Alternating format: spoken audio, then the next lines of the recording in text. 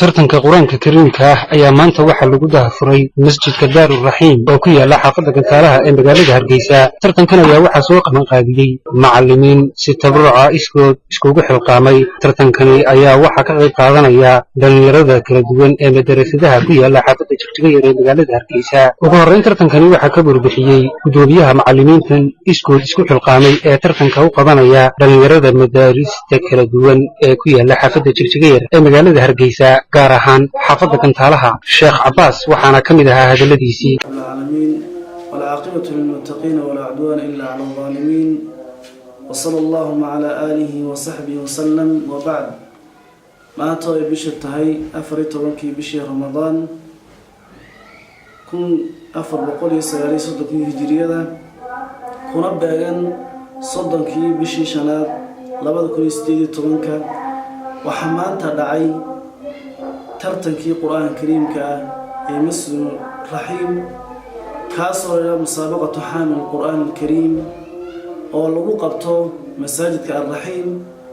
مساجد الرحيم وحو يمرتقى لي أما أماموسي لمان حافظ التكتير وحو مدارس كويال أي وحو كعصومي إن وحو مدارسها ترتنك لغو قبطو ترتنك هدي أم قد قراءة كشاكيو مرحلة وصومري وحاو كبلا من ترتنكني وحاوي فكر شخصية أيها كبلا مي دبنا وحا إيجاد وحاوي أشخاص فكر كود دبنا وحا إيجاد إلا سمايو قدي إيا مراحل إلا سمايو يعيده قانسته أيو قاري وما أنتو إذا كاركي أو جسيو صعوته إيا أرضي نظام كده وإذا كاركي تاس وحاوي فكر كل شيء مركانو أرني وحاويان baahida jirta waxa weeyaan tartan loo qabo markaanu aragnay hooseynta oo hoosay wax xifdiga quraanka kariimkii markaanu aragnay xaafadda oo wax tartan aan laga qaban taas ayaa nagu dhiirigelisay inaanu tartankan abaabulno oo aanu qabanno.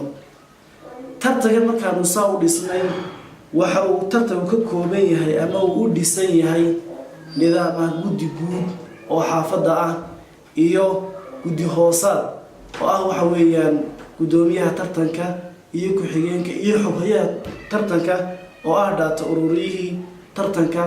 intaas ayaan u magacawnay. markaan intaas sameynay kadib waxa aanu gudagalnay saanu kharashaadkii iyo baahiyaha ardayda waxa weeyaan loo gudi lahaa maadaama ardaydaasi yihiin arday waxa weeyaan muddo waxa weeyaan aad iyo aad waxa weeye u soo xiftiyay. tartankani ayaa waxa maalgeliyay shirkadaha Samsung, Durdur iyo Albaraka. tartankani ayaa waxa uu kaalin laxaad leh ka qaadanaya kor u qaadista waxbarashada dhalinyarada si ay u bartaan kitaabka Quraanka Kariimka ah ahmiyad weyn u siiyaan. maanta waxa ay noo furmay tartankii Quraanka Kariimka ah ee ka dhacay xaafadda Jigjiga yar Masjidul Rahiim. musaabaqada oo magaceega loo bixiyay musaabaqatu Haamilul Quraan.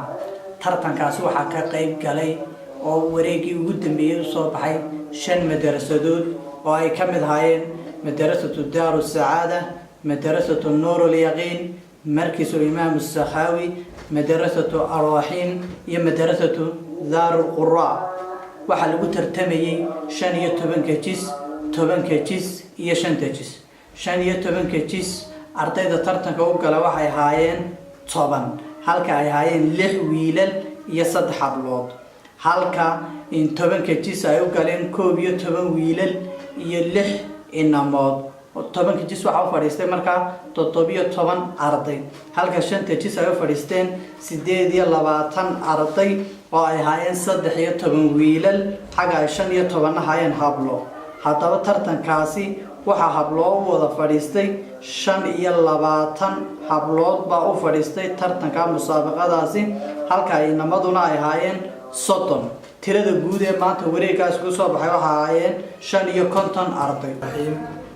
السلام عليكم ورحمة الله وبركاته.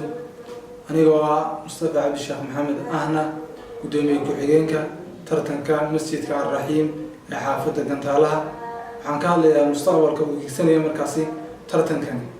sanadka waxaanu ku bilownay markaasi madarasado 6 ah, arday markaasi 60 arday ka kooban. maanta aynu ku bilownay markaasi 60 arday maalintii ugu horeysay. mustaqbalka waxaan hiigsanaynaa markaasi inay markaasi gaadho xaafado badan oo ka mid ah magaalada Hargeysa kadib aanu sii ballaarnay. waa Mustafa Axmed Samakaab, wakaaladda caalamiga ah ee shabakadka Bulshada Media Group magaalada Hargeysa.